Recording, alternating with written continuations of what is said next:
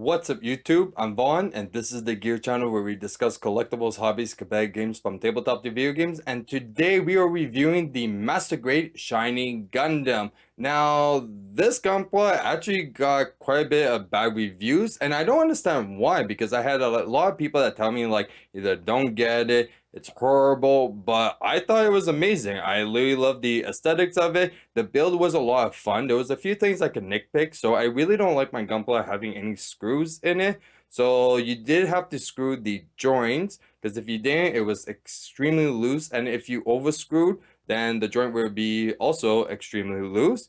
But besides that, the only thing I could like consider is that you can't really do the splits, which I thought is kind of weird, because especially a mobile suit that's piloted by a martial artist, you would assume that he should be able to kick properly, but this Gunpla can't. But then again, for a market price of only $40, it's quite cheap, and honestly, it's a great deal. And most of the prices that I saw was even a bit less than that, so it's definitely worth it. Now, before we begin, friendly reminder as always to like and subscribe, because it really helps the channel a lot, and I do really appreciate it. So with that being said, let's get started. And here is the shiny Gundam in all his glory. Well, semi. I kind of prefer how he looks when he has his burning finger and everything's all open up. So, you know what? For the remainder of this review, let's do that. Now, that looks a lot better. Now, everything about this Gunpla I just love. I have no complaints of it except where I mentioned in the intro. So, taking a close-up look at the top half, we can see some amazing detail. Even for a Gunpla that's decently old, it actually holds up quite well to like today's standards, so really enjoy it a lot. Looking at the bottom half, still holding up. I really like those blasts on the sides. The feet I'm not too crazy about, but you know what, it is what it is, and honestly it just makes it more stable. Now I think it's about time we check some accessories. So first off, we do get his pilot, and that's just a size comparison so you guys could just see real fast how tall he is. Quite big, so I am probably planning of painting him. He does come with pieces for like bandana, more of these, and I just didn't put it in yet because I wanted to paint it first separately and then start painting afterwards. So really nice to include. So we do get his little spaceship that actually attaches to his back. So if we lift, it's kind of hard to actually lift it all the way, but there we go. It's supposed to be like this, and then we have to put these down as much as possible like this, and then we just take him and plug in just like that, and there we go. Next we have his mouth plate that comes separate because this piece doesn't transform. How you go and you remove it is quite simple. You have to transform the head. Actually, I'll just show you because that's pretty much the only thing that really transforms, and the shoulders just pretty much lift up. So we have to take these pieces out, and then you just have to put this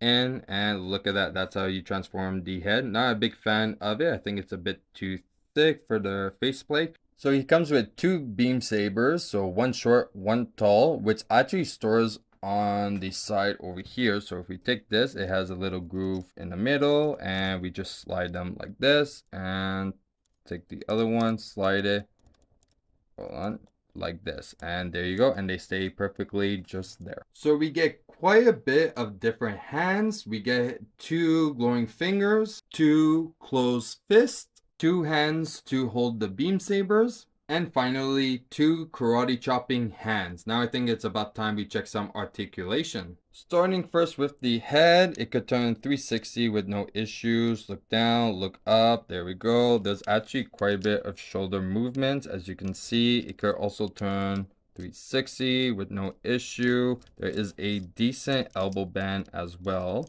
so very nice. And the hands are all on the ball joint, so it could rotate 360, go up and down, so decent amount of posability in the hands.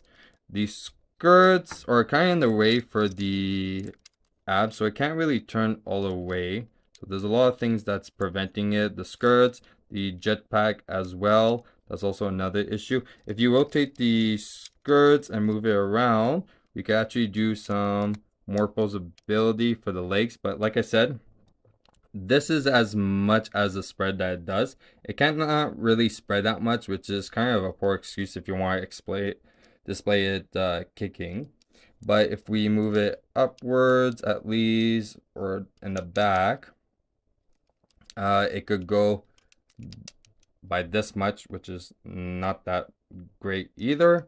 And in the front, about this much. So decent in the front, terrible in the back and in the side. There is some decent knee posability, but if it can't do a proper kit, then it's not really pointless. And also these flaps move up and down and close it, mostly due to transformation, but pretty much it. The ankle, so this one is actually very tight because it's screwed. This one was over screwed a bit, so it's a tad bit loose. So that's why I recommend to be careful when screwing and not to over screw the figure. But yeah, lots of different posability, so there's no issue of the ankle. Now I think it's about time we check some size comparison.